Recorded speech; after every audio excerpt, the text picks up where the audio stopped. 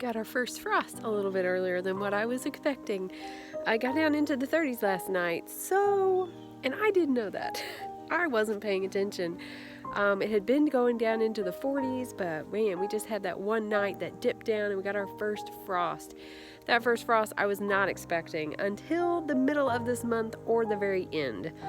I'd actually checked it before, and that's why I planted some things. I had like 55 days left, close to that, and I planted some things that were 55 days. And some of those things included these squash, which I'm really hoping bounce back a little bit. They look kind of bad, but I'm really hoping they bounce back because I was just trying it, trying experimenting.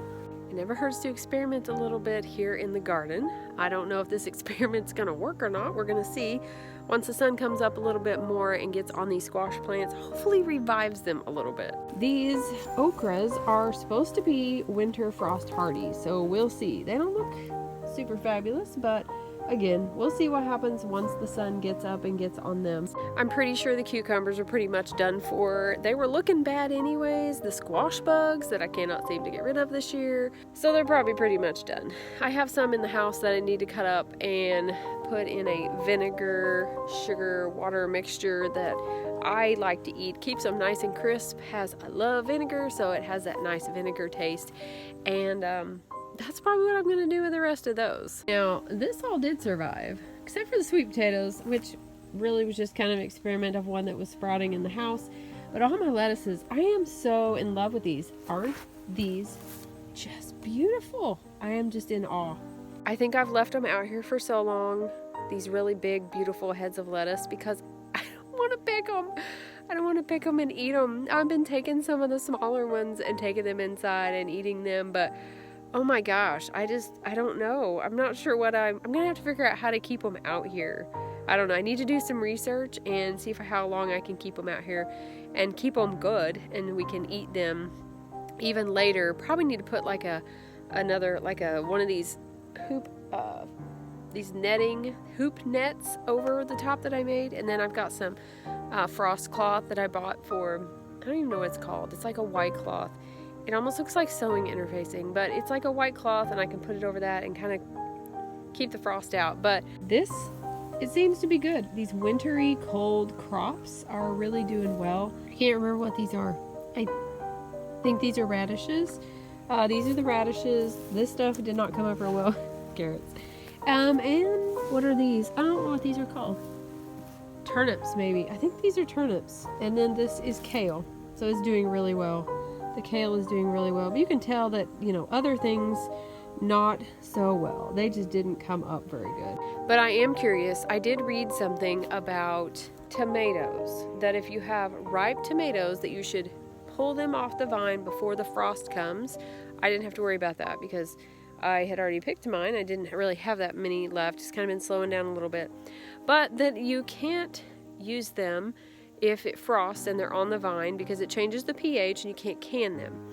So I'm curious. I want to know, can I still leave the tomatoes if they're still doing okay? If the frost hasn't killed them, which they kind of look bad, but if the frost hasn't killed them, does that change the ones that are the green on there? Or are they going to come back? Are they going to ripen? Or do I just need to pull them out? Still have this beautiful pepper plant that's doing really well, and it kind of looks okay. I don't know. Go over here. Hey, Pepper. Let me go over here to these, and I've got a mom in here, and I've got more red mustard in here, and then of course all these crazy tomatoes, which I probably just need to give it up and pull them out. I'm finding that I'm really having issues with pulling these plants out. I really want them just to keep going. I don't know. We'll see. I'm going to give you a little update on the Walipini. As we're walking over here at the end, pay no attention to that.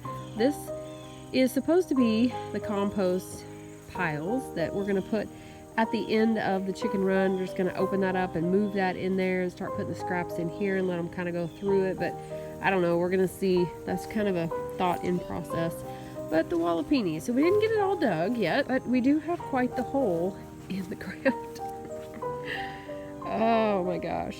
It's a mess. Praying for no rain for quite some time. So this is the hole. So the plan is to build a Walipini. We needed dirt for new culvert that we put in on our driveway. We used quite a bit of dirt He used like 48 buckets of a tractor load, I think 48 buckets full. So we did need probably about half of this dirt that we dug out. But we still have some work to do on this hole. We still don't have it completely as wide as it's going to go. It's going to be about 12 feet wide. And my plan was to have it about 24 feet long. But we still have like 8 or 10 feet, probably 8 feet to go that we do not want to dig by hand, because this dirt is clay dirt and it is rather hard. If you can see the stakes, I mean, we still have, like, if I move back here, you can still see the stake here and the stake there. We still have, you know, dirt to take out on the sides. But the plan was to kind of build it over the top like the greenhouse with some wood, and not have like a middle peak but kind of an offset peak. I know that's called something, but I can't think of what it is. And then put, you know, metal on or whatever on one side, and put the plastic sheeting, roof sheeting, on the other side. I've been doing some research on lumber, and lumber is so expensive right now. It is doubled in price since we actually purchased some in the beginning of this year for the greenhouse.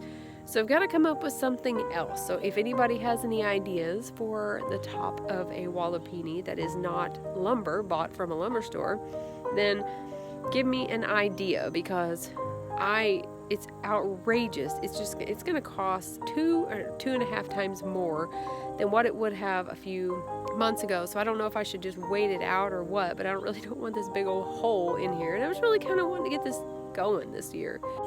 Then we also have all this clay dirt that we have left. And of course we're going to have more, because we still have, you know, like 8 feet of dirt to pull out. This is about 6 feet deep, and that's about as deep as we're going to go. Just have to kind of straighten everything out a little bit. But I'm wondering, I've seen some things, like some of these Walipinis have like literally plastic and then trees that have cut down holding it up. We have some cedar trees that we could do that with. I even thought about doing that for now until lumber prices go down. I also thought about doing a hoop house over the top of it, because that really wouldn't have to be super tall, but I'm worried about snow load. If we were to get very much snow this year, it would collapse that, which would not be good, because then I would have like crops in there. So I don't know. I have to figure out a way to maybe brace the hoop house if we do that. We have done hoop houses before with cattle panels, and of course the snow load still does it. I have hoops over my some of my raised beds, but I think they're small enough to where, and they're not very wide, to where the snow doesn't really bother them. So if you have any recommendations, any suggestions about what to put over the top of this Walipini that is not super expensive, because I am totally about frugality here. Maybe if that's a word. You can probably hear the tractor running in the background, so we're going to try something else. We didn't get the hole dug, the complete hole dug, and I really want all of it dug out. So my husband's going to try the tractor on one end. He had to cut some branches down, and so he's going to try that. Going to try using the tractor on one end and see how that works. I think we figured out a structure that's not going to require a ton of money to go buy expensive lumber. We've got cedar trees on our property that the goats basically killed off by eating all the bark off of it.